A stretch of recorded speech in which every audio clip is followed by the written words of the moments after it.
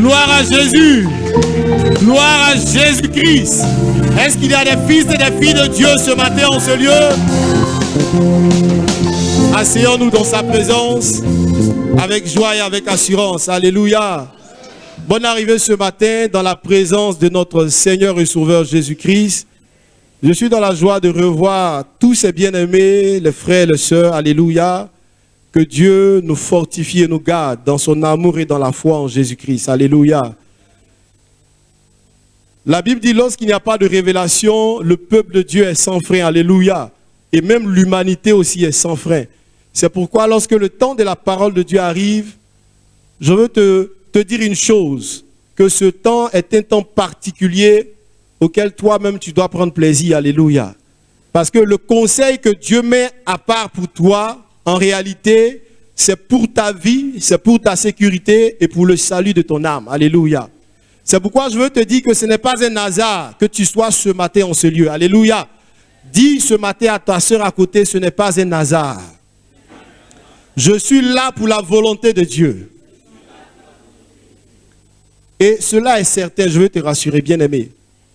Nous allons continuer dans le même esprit que le dimanche passé. Alléluia. Pour ceux qui étaient avec nous, nous avons vu combien de fois le Seigneur nous appelait à ressembler à Christ. Nous avons vu la croix, le chemin que Dieu nous conseille, par lequel Dieu nous fait passer pour ressembler à Christ. Alléluia. Et nous avons vu pendant ce temps de parole qu'en réalité, lorsque nous regardons à Christ et à ce qu'il a accompli, il y avait des dispositions et des sentiments assez particuliers qui animaient notre Dieu. Alléluia. Qui animaient celui-là qui est le premier né d'entre nous. Alléluia. Celui-là qui est le premier de la nouvelle race que Dieu a bâtie. Alléluia. Que Dieu a suscité de cette terre où nous sommes. Alléluia. Et nous avons compris qu'en réalité, le modèle que nous devons suivre lorsque nous vivons sur cette terre, ce modèle-là, c'est Jésus-Christ. Et que nous avons perdu le temps à chercher à ressembler aux hommes. Or, il y avait un modèle déjà approuvé par le Seigneur qui est là, sous nos yeux, et duquel nous devons nous inspirer. Et nous avons compris en réalité qu'il y avait 4 sentiments assez particuliers qui animaient le Seigneur. Nous avons vu premièrement que le Seigneur a accepté de se dépouiller lui-même, de se dépouiller de son honneur, de se dépouiller de toute la gloire qu'il avait et qui lui revenait de droit pour s'abaisser à notre niveau. Alléluia. Donc nous avons compris qu'il est important dans notre ressemblance de nous dépouiller de tout ce qui est honneur, privilège pour ressembler à Christ. Nous avons compris aussi que le Seigneur s'est rendu semblable aux hommes. Alléluia. Il s'est identifié aux hommes. Nous avons compris à travers cela qu'en réalité, nous devons apprendre à nous mettre à la place des uns des autres. Nous devons chercher à vivre et accepter de supporter les difficultés, les situations par lesquelles passent souvent nos frères et sœurs. Parce que le Seigneur a accepté lui-même aussi de se mettre à la place des hommes. Nous avons compris aussi que le Seigneur s'est humilié pour nous dire qu'en réalité, dans notre marche, dans le chemin de la croix, dans notre marche par ce chemin par lequel Dieu nous fait passer, nous devons apprendre l'humilité. Alléluia. L'humilité, accepter de nous rendre petits à nos propres yeux. Accepter de servir les plus petits que nous, accepter de nous abaisser, parce qu'en réalité, Christ qui lui-même, qui dans le ciel est grand, et sur la terre aussi est grand, s'est abaissé, s'est humilié. Alléluia. La Bible dit, il est allé jusqu'à laver les pieds des apôtres, pour nous dire que nous, enfants de Dieu, nous devons apprendre, nous aussi, à nous abaisser à ce niveau-là. Et nous avons compris aussi qu'il s'est rendu obéissant jusqu'à la mort. C'était le 4e sentiment qui animait le Seigneur.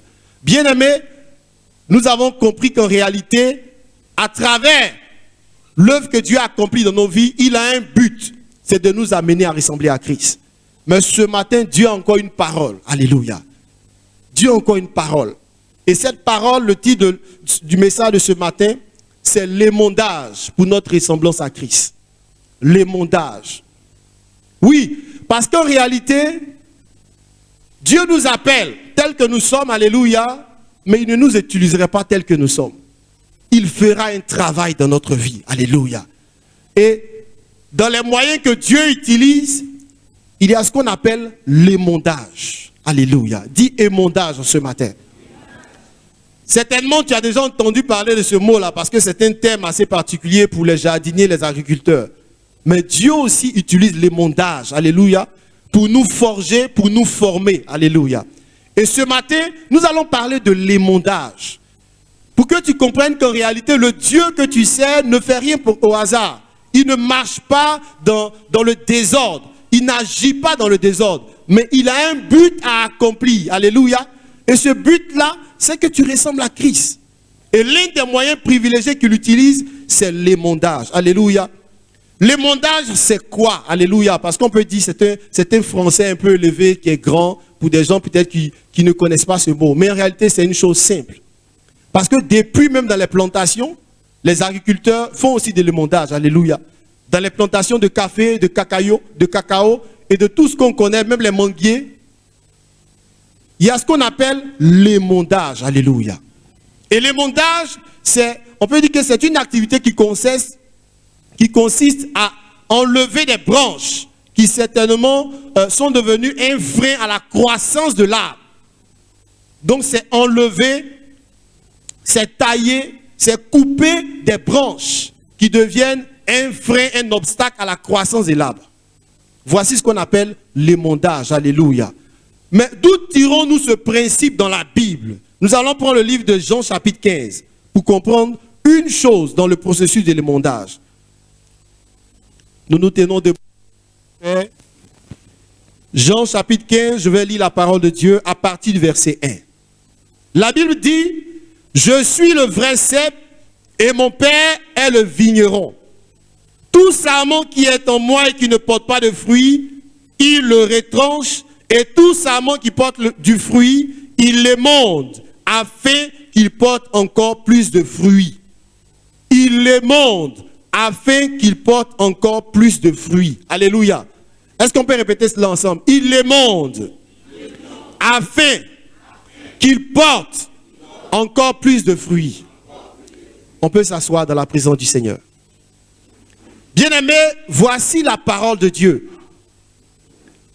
La Bible dit, Jésus dit, je suis le vrai cep et mon Père est le vigneron, c'est-à-dire celui qui veille sur la plantation, celui qui veille à la croissance des arbres qu'il a plantés.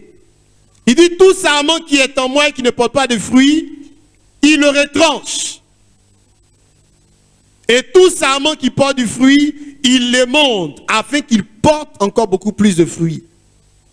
Bien-aimés, l'émondage est un moyen que Dieu utilise dans ta vie. Est un moyen que Dieu utilise dans ta vie parce qu'il a un but. Alléluia. Lorsque nous regardons l'émondage à travers ce texte, la Bible dit, cela concerne les sarments qui portent du fruit. Hey!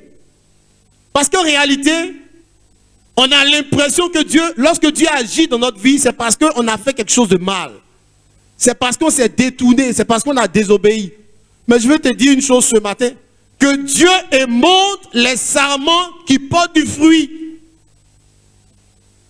Cela veut dire que dans le processus de l'émondage, ce que Dieu veut faire, il le fait pas parce qu'il est en train de corriger ou bien en train de reprendre, mais il le fait pour te rendre meilleur.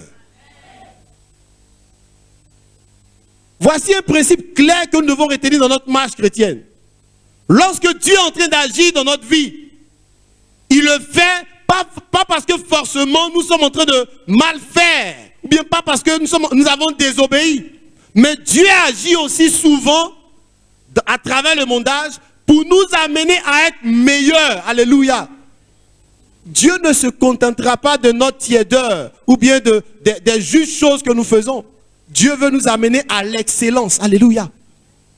C'est pourquoi la Bible dit, lorsqu'il a donné les ministères, c'est pour atteindre la perfection. Alléluia. Dieu travaille à notre perfection. Et l'émondage est un moyen qu'il utilise pour nous amener à cette perfection. Alléluia.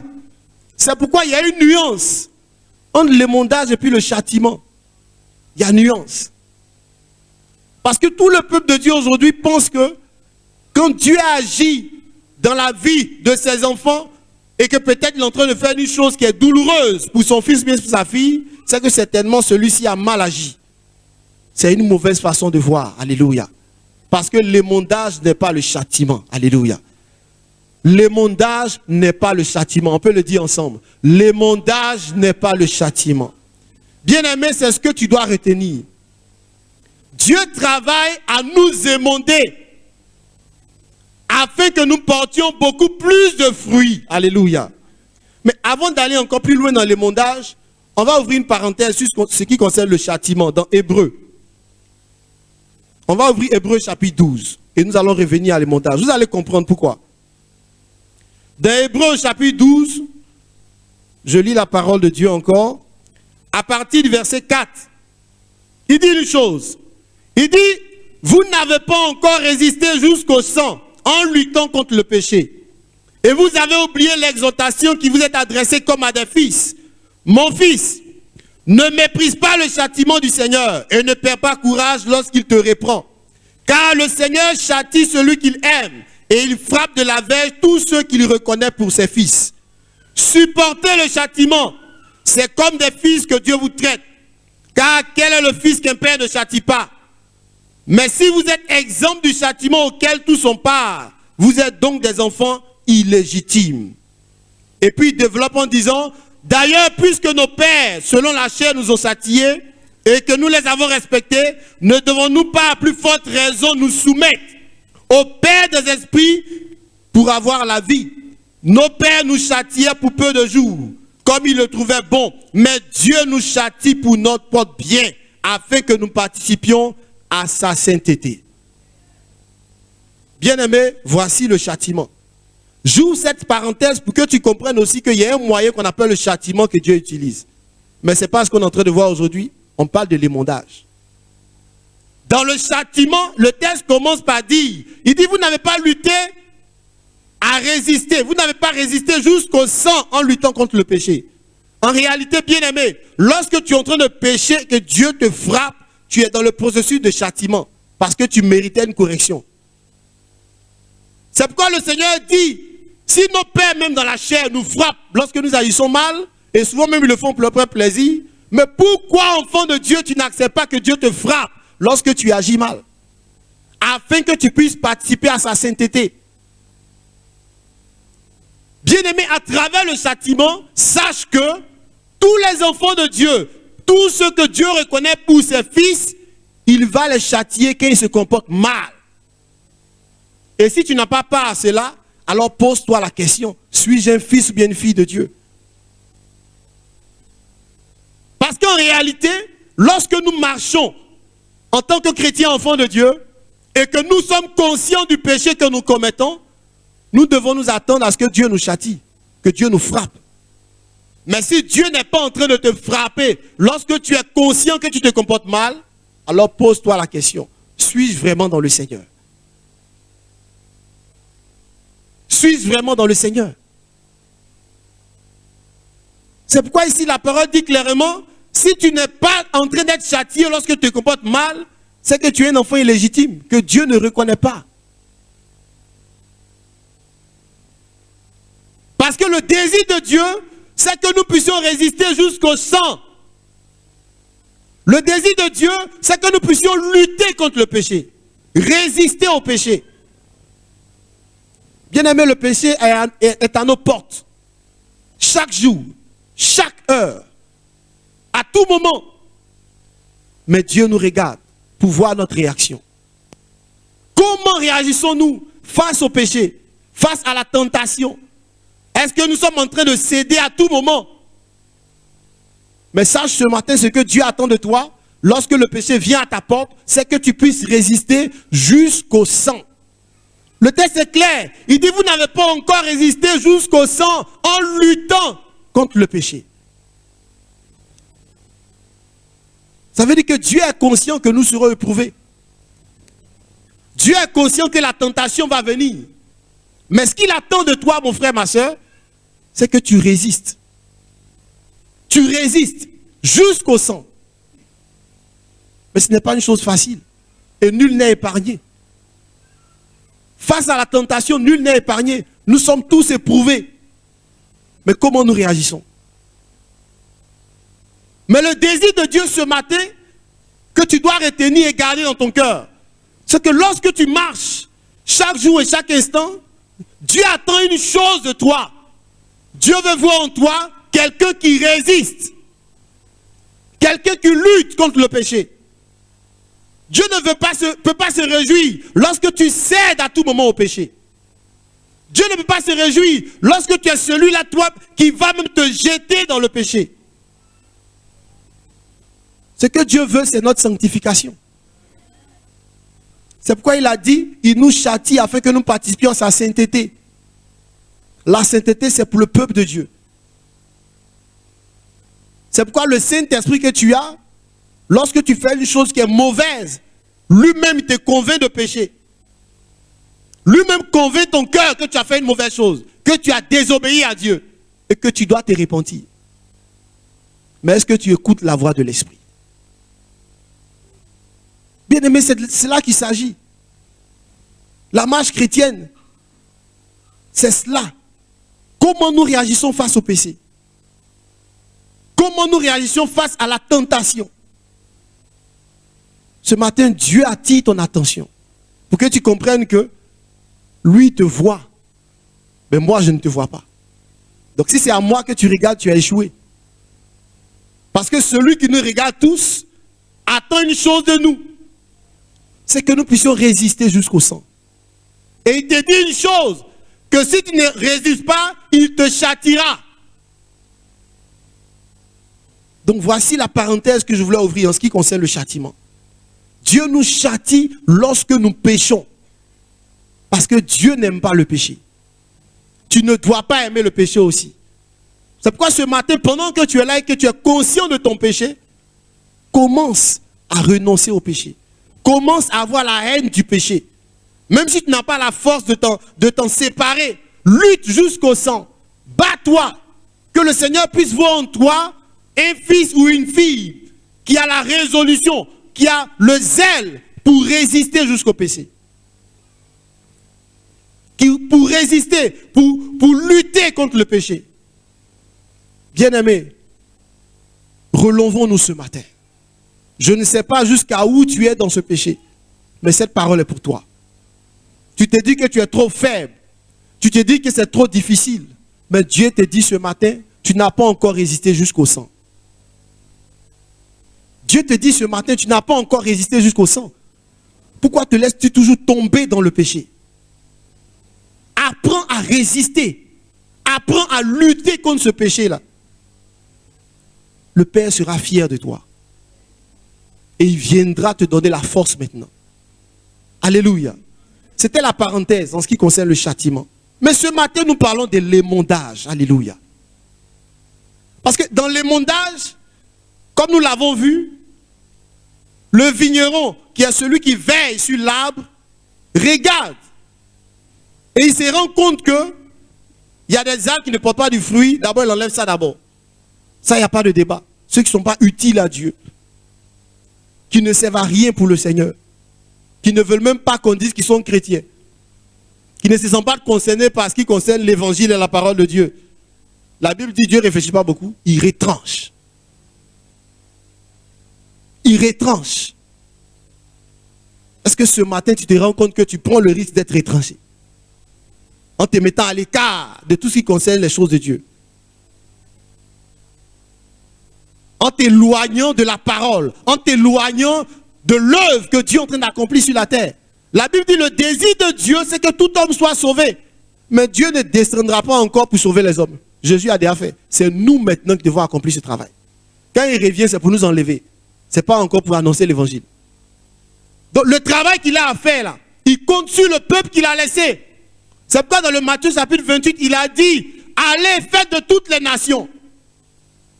En d'autres termes, je vous ai appelé, je vous ai enseigné, je vous ai qualifié, je vous ai donné le Saint-Esprit. Allez-y maintenant, que toute la terre soit des disciples. Mais le allez-y là, c'est dans allez-y là, nous aussi on est devenus enfants de Dieu. Donc nous aussi nous sommes dans allez là maintenant. Mais lorsque le vigneron se rend compte qu'il a envoyé d'autres, en d'autres termes, il a envoyé tout le monde. Et dans tous ceux qu'il a envoyé, il y a un groupe à côté qui ne se sent pas concerné. C'est des branches qui ne portent pas de fruits, qui sont inutiles. La Bible dit retranche. Parce que d'envoyer, là, ce n'est pas seulement aller proclamer l'évangile dehors. C'est désirer même de voir des âmes sauvées. Dans nos familles, au lieu de te plaindre qu'il y a des sorciers, ils sont méchants, ils sont mauvais, est-ce que tu t'es une fois mis à genoux pour dire, Seigneur, touche leur cœur, qu'ils soient sauvés? Est-ce que tu vas rester au stade de te plaindre, de te morfondre et laisser les ténèbres envahir ta maison et ta famille? Mais tu peux commencer déjà par fléchir les genoux. La Bible dit, lorsque Abraham a su que Sodome et Gomorrhe devaient être détruits, il a intercédé. Seigneur, s'il te plaît, et si c'est comme ça, et si c'était comme ça, il a négocié. Dieu a changé les circonstances. Ta famille qui est endurcie, qui est dans les ténèbres, là, si tu prends la résolution de commencer à prier, au lieu de bouder, tu peux changer leur destinée. C'est pourquoi lorsque Dieu te gagne, tu deviens la lampe de ta famille. Tu deviens la lumière de ta famille.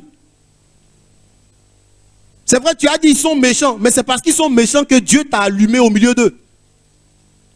C'est parce que les ténèbres avaient envahi ta famille que Dieu t'a appelé toi. Ou bien toi aussi tu te vois comme ténèbres. Mais si tu es lumière, qu'est-ce que tu attends pour lui? Alléluia. Mais c'est lorsque nous refusons de lui qu'on devient comme une branche inutile. Et Dieu nous retranche.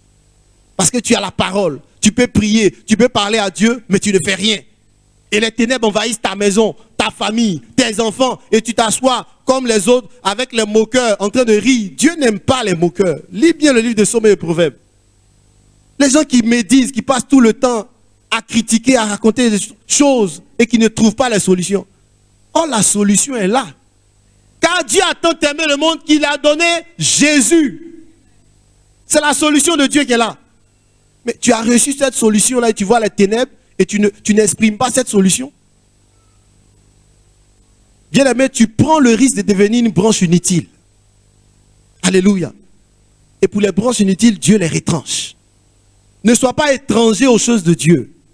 Sois utile aux choses de Dieu. Implique-toi dans les choses de Dieu. Tu appartiens au royaume de Dieu. Alléluia. Nous qui étions dans les ténèbres, on ne méritait rien. Mais la Bible dit, par le moyen de la foi, il nous a appelés et nous a connectés à la branche véritable. Disons au sarment, au sceptre. Il nous a connectés au sceptre, au tronc de l'arbre.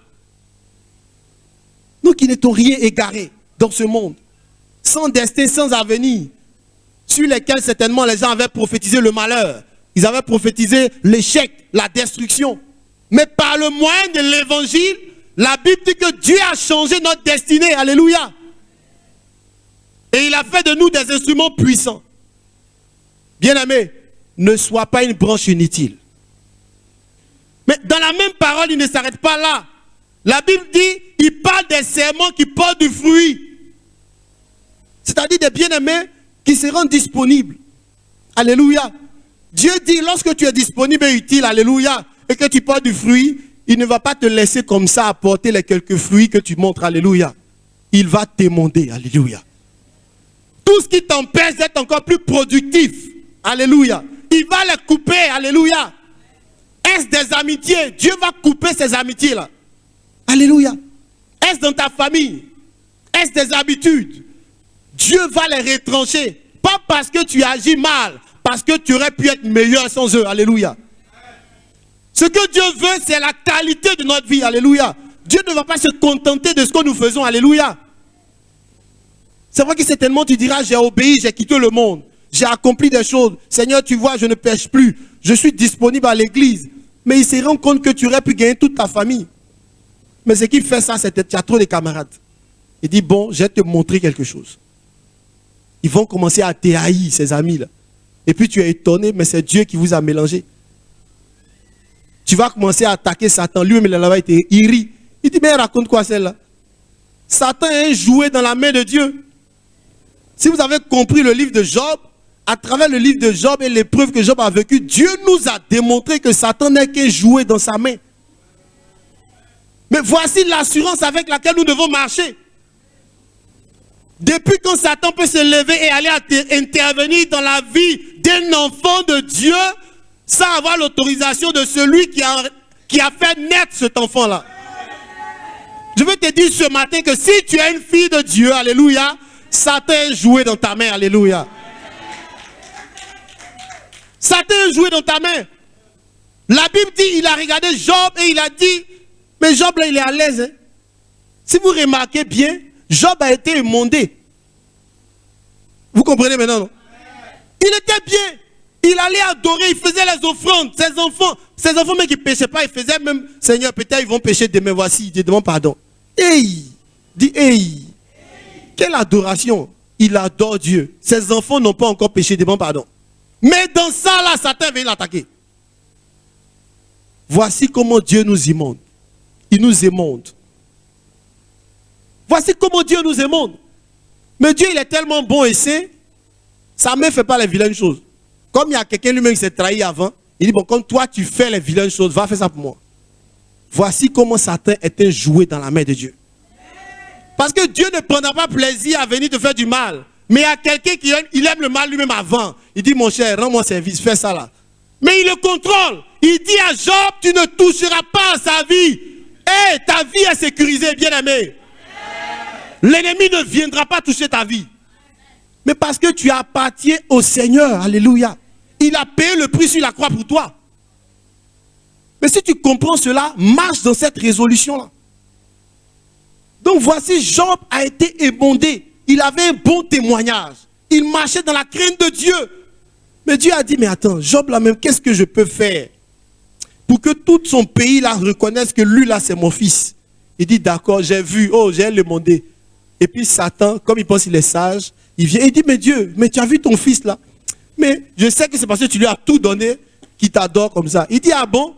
Ok, qu'est-ce que tu veux faire? Il dit, non, laisse-moi, il va lui donner des petites maladies là. Tu vas voir. Il dit, mon cher, moi-même je t'attendais. Va, fais-le. Or, Dieu avait résolu d'élever le nom de Job sur tout le territoire. Et Satan s'élève pensant qu'il sait. Oh, il ne sait pas qu'il ne sait pas. Alléluia. Il ne sait pas cela. Et il accomplit cela. Pensant qu'il avait résolu. Oh, il ne sait pas que lui, mais il était un projet déjà. Dieu cherchait un acteur et il est venu se mettre dans le projet de Dieu. Et il s'en va. Et il tue tous les enfants de Job. Alléluia. Il détruit tous ses biens. Et qu'il a fini de détruire tout ça, il sait qu'il a une limite. Alléluia. Il donne maladie, il donne gale. Job se gratte. Et puis il rit, il dit, voilà, je sais qu'il va maudire Dieu. Job dit à sa femme, toi tu es insensé, tu ne connais pas Dieu. Lui qui m'a donné là, il peut me donner encore. Je ne peux jamais le maudire. Ses amis sont venus. Hé Job, on te connaissait, toi qui étais un beau gosse, toi qui donnais l'argent aux gens. Et à quand tu es devenu galeux, ils vont dire quoi de toi? Ton affaire de Dieu est Dieu. Hein? Toi aussi, souvenez-nous un peu. J'ai dit, vous ne savez pas ce que vous dites. Vous ne savez pas ce que vous dites. Pendant des temps et des temps, quand le film est fini, le réalisateur est arrivé maintenant. Il dit, bon, c'est bon maintenant. Les amis de Job, vous êtes trop apaisement. Dit, arrêtez ça. Arrêtez cela. Job est mon fils, il ne m'a pas régné. Mais parce qu'il est demeuré dans la foi, il dit, je donne maintenant le double. Alléluia. Mais voici le projet de Dieu pour toi, bien-aimé. Quand Dieu te montre, il t'amène à produire encore plus. Alléluia. Mais Job qui était connu seulement dans une ville, par ce témoignage, la Bible dit que les gens sont venus faire des dons et témoigner. Alléluia. Le témoignage de Job a maintenant touché tout le territoire. Mais je veux te dire que Dieu va t'émonder afin que dans ta famille, afin que dans ton travail, afin qu'autour de toi, les gens sachent qu'il y a un enfant de Dieu dans la ville. Alléluia. Mais voici le mondage. Ce n'est pas parce que tu as fait quelque chose de mal, mais Dieu veut que tu sois meilleur dans ta foi. C'est pourquoi il dit que votre lumière luise. Bien-aimé, peut-être que tu te dis, mais moi, je ne sais pas ce que j'ai fait, mais pourquoi cette épreuve? Mais voici la réponse, bien-aimé. Dieu est en train de t'émonder.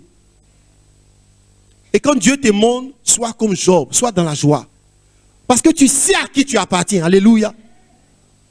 Nous, les enfants de Dieu, Dieu utilise ces deux moyens, le châtiment et l'émondage. Alléluia.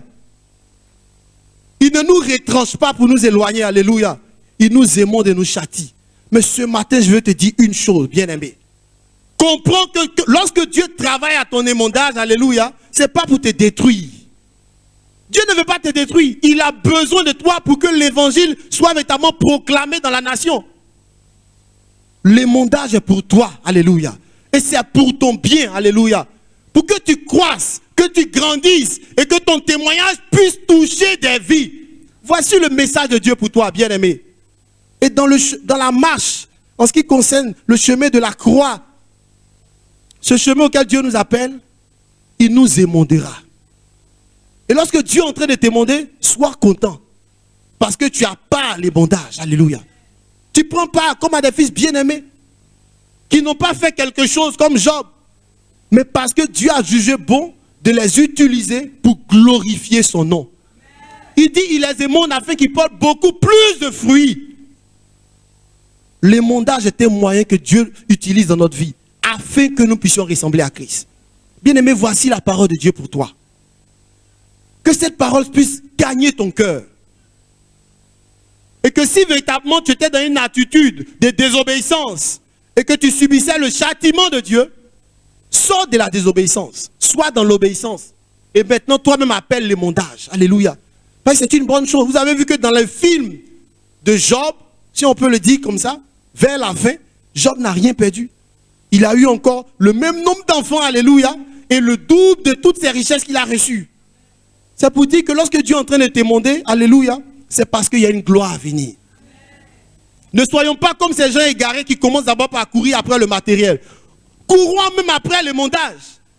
Demandons au Seigneur, Seigneur, émonde-nous afin que nous soyons meilleurs. Alléluia. Émonde-nous afin que les hommes attestent que tu es vivant.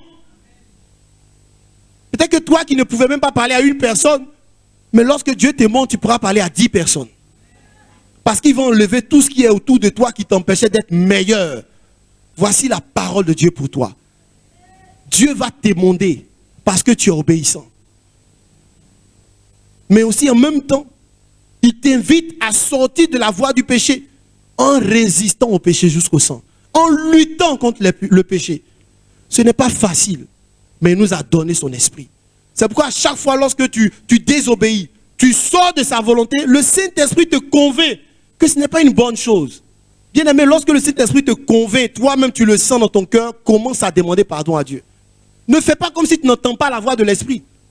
Commence à demander pardon à Dieu. Et lorsque tu le feras, Dieu verra que toi-même véritablement tu as pris conscience de ce péché, te donnera la force. Alléluia. Bien-aimé, résistons au péché. Acceptons l'émondage. Voici le plan de Dieu pour toi. Que le nom du Seigneur soit béni. Tu vas te tenir debout maintenant et nous allons prier sur la base de cette parole. Nous allons prier sur la base de cette parole. Tu vas dire à Dieu ce matin, j'ai compris qu'en réalité, lorsque tu m'émondes, c'est pour que je sois meilleur.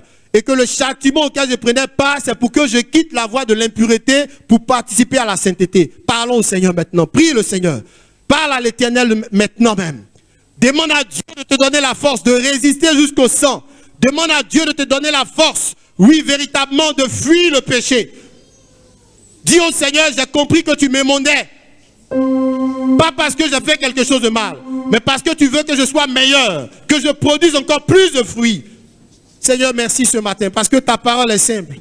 Tu as dit lorsque la branche porte du fruit, en réalité tu le montes, afin qu'elle porte encore beaucoup plus de fruits. Mais pour la branche qui est inutile, tu la coupes. Ce matin, que cette parole soit gravée sur la table de nos cœurs, afin qu'à chaque fois que nous nous détournons de toi, nous puissions nous rendre compte, Seigneur, que nous nous exposons au châtiment, mais qu'en réalité nous devons aspirer à l'émondage. Nous rendons grâce, Seigneur, et te bénissons. Gloire à ton Saint-Nom éternel. Acclame le Seigneur maintenant et pousse des cris de joie et de victoire, car sa parole ce matin